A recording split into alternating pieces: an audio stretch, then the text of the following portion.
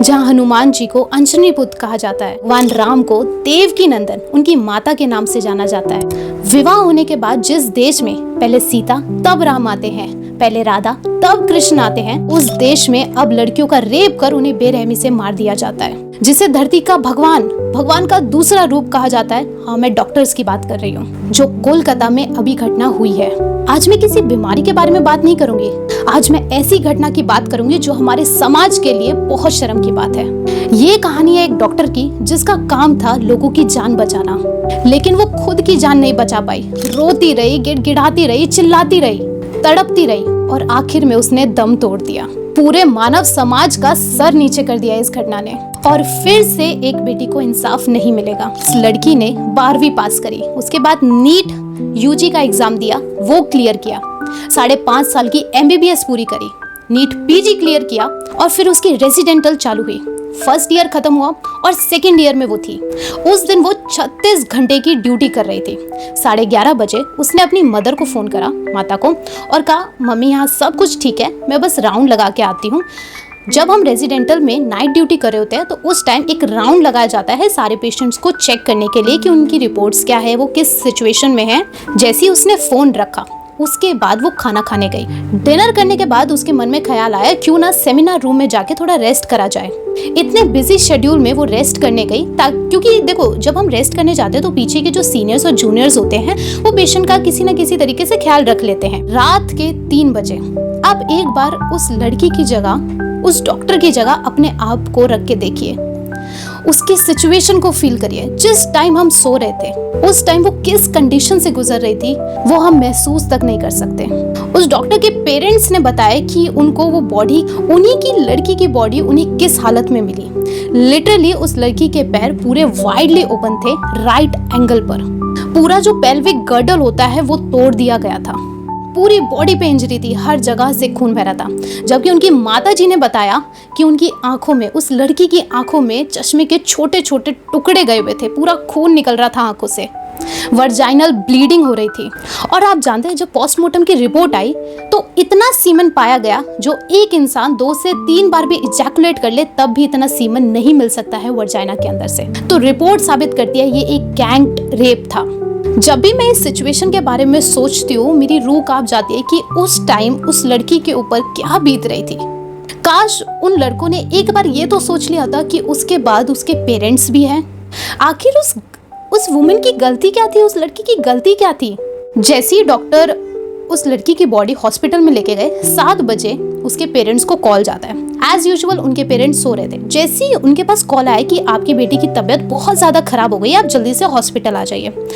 अब कोई भी पेरेंट अपनी लड़की के बारे में या फिर अपने बच्चों के बारे में ऐसी बात सुनेगा तो वो पैनिक हो जाएगा, उसे समझ नहीं आएगा। रात में वो अपनी बेटी से बात करके सोई है माँ, और सुबह उसे जब ये खबर मिलती है तो वो बार बार कॉल करे जा रही है कि एटलीस्ट हमें अपनी बेटी के बारे में कोई बताए तो सही कि आखिर हुआ क्या है। पर उनकी तरफ से कोई भी मैसेज नहीं आ रहा था, कोई भी चीज़ वो नहीं बता रहे थे। वो कह रहे थे आप यहाँ आ जाइए। जैसे ही ये पेरेंट्स हॉस्पिटल के सामने पहुंचे, वहाँ पे 3 घंटे तक उनकी बेटी से उन्हें मिलने नहीं दिया गया। पता है क्यों? क्योंकि सबूत मिटाए जा रहे थे, हर एक चीज मिटाई जा रही थी ताकि इस केस को क्लोज किया जाए। माँ बाप का पूरा हक होता है अपनी बेटा या बेटी पे, और उसी माँ बाप को मिलने नहीं दिया जा रहा है उनकी ही बेटी से। 3 घंटे बाद जब पिता को बुलाया गया कि आप बॉडी देख सकते हैं, आप जानते हैं पूरी बॉडी नेकेड थी, बॉडी पे एक भी कपड़ा नहीं था। और इससे ज्यादा वर्स्ट केस या फिर वर्स्ट फीलिंग क्या हो सकती है एक पिता के लिए। माता पिता तो उसी पल टूट जाते हैं जब वो अपनी बेटी को ऐसी हालत में देखते हैं। और हैरानियत की बात तो ये है कि वहाँ की पुलिस बोल रही थी कि ये एक सुसाइड केस है, कि लड़की ने खुद सुसाइड किया है। अब आप बताइए कि ये सुसाइडल केस कैसे हो सकता है? क्या वो अपनी बॉडी को हार्म करेगी? और इतनी बेरहमी से किसी को मार दिया जाता है, उसे सुसाइडल केस कहा जाता है। ये कहाँ का जस्टिस या फिर कहाँ का इंसाफ है? जब ये केस हुआ उसके 24 घंटे बाद एक इंसान पकड़ा जाता है। सीसीटीवी में फुटेज जो कैप्चर हुई है उससे पता चलता है कि एक इंसान उसमें इंक्लूडेड था। वो उस दिन उस हॉस्पिटल में आया था एक पेशेंट को लेके दिखाने के लिए, और वो कैसे तैसे करके उस लड़की के रूम तक, सेमिनार रूम तक पहुंचा। वहां पे ये सारी चीज करके 3 बजे वो आया रूम में, और सुबह 7 बजे आराम से जाके अपने घर पे सो भी गया। वो इंसान जाके बिना किसी गिल्ट के, उसको कोई गिल्ट नहीं है कि उसने एक लड़की को बेरहमी से मारा, उसका रेप करा, उसे कोई फर्क नहीं पड़ा। वो इंसान पकड़ा इस तरीके से गया कि वो अपना ब्लूटूथ, उसने एक ब्लूटूथ पहन रखा था और वो वहां पे रूम में छोड़ के चला गया। उसने इतना कष्ट नहीं करा कि मैं इस ब्लूटूथ को अपने घर पे ले जाऊं ताकि कोई सबूत ना मिले। ऐसा लग रहा था कि वो इंसान खुद अपना सबूत छोड़ के जा रहा था उस रूम में। इतना सब कुछ जानने के बाद भी आज 6 दिन हो गए हैं, ना हमें ये पता चल रहा है कि वो कैसे हुआ, क्यों उसने करा, और वो खुद बंदा आके सामने से बोल रहा है कि हाँ मैंने ये सब करा है, मुझे बेशक फांसी पे चढ़ा दो। बट क्या इतना बोलने से हमें जस्टिस मिल जाएगा? क्या उस लड़की के माता पिता को जस्टिस मिलेगा? और सबसे बड़ी बात, क्या उस लड़की को जस्टिस मिलेगा? हम सिर्फ ये सब टीवी पर देख के महसूस कर पा रहे हैं, बट जिसके साथ ये एक्चुअल में हुआ है, हम उसकी फीलिंग को 1% भी नहीं समझ सकते। ये ऐसी सिचुएशन है। वो कितना ज्यादा सफर कर रहे हैं। जो पेशेंट आ रहे हैं वो वापस अपने घरों पे लेके जा रहे हैं क्योंकि इलाज नहीं हो रहा है। सारे डॉक्टर्स तो हड़ताल पे बैठे हैं कि हम प्रोटेस्ट कर रहे हैं, कैंडल मार्च कर रहे हैं, पर क्या इनसे 1% भी फर्क पड़ा है? हम लोगों की दिक्कत क्या है ना, हम स्टार्टिंग में तो बहुत जोश से भरे रहते हैं, पर जैसे ही कुछ हफ्ते बीतते हैं, कुछ महीने बीतते हैं और कई बार तो साल बीत जाते हैं, हम वीक होने लगते हैं, उस सिचुएशन के ऊपर पर्दा डालने लगते हैं, कैंडल मार्च डिले करते हैं, प्रोटेस्ट डिले करते हैं। क्या पता बाद में कोई हमें जवाब मिल जाए, बट वो जवाब कभी नहीं आता है।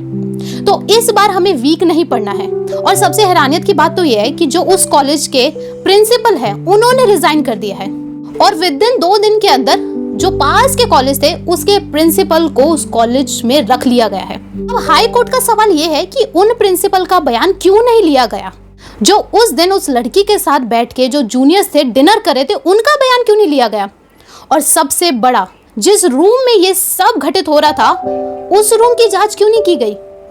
और सबसे ज्यादा शॉकिंग तो ये था, जो वो रूम था उसके बगल वाले रूम में कंस्ट्रक्शन चालू कर दी गई ताकि सारे सबूत मिटाए जा सके। तो इससे ये साबित हो रहा है कि इस केस को क्लोज किया जा रहा है, किसी ना किसी तरीके से ये केस क्लोज हो जाए, बस सारे सबूत मिट जाए। अब इतना बड़ा शातिर कोई खुद सामने से आके ये बोल रहा है कि हाँ मैंने करा है, मुझे फांसी पे चढ़ा दो। पर ये चीज तो समझनी चाहिए ना, ये तो एक गैंग रेप है। बाकी के लोग कहाँ हैं जिन्होंने ये सब में जो शामिल थे, उनकी रिपोर्ट्स कहाँ हैं? और सबसे बड़ा तो ये सवाल है कि ये सब हुआ ही क्यों, और क्यों सबूत मिटाए जा रहे हैं? ये सारे जवाब कहाँ हैं? कोई भी माँ बाप अपनी बेटा या बेटी को बाहर पढ़ने के लिए कैसे भेज सकता है ऐसी सिचुएशन में? और अभी आप उनके ऊपर सोचो, जो लोग नाइट शिफ्ट करते हैं, जो महिला नाइट शिफ्ट करने जाती है, जो लड़कियां नाइट शिफ्ट करने जाती हैं, क्या वो अपने आप को सेफ समझेगी?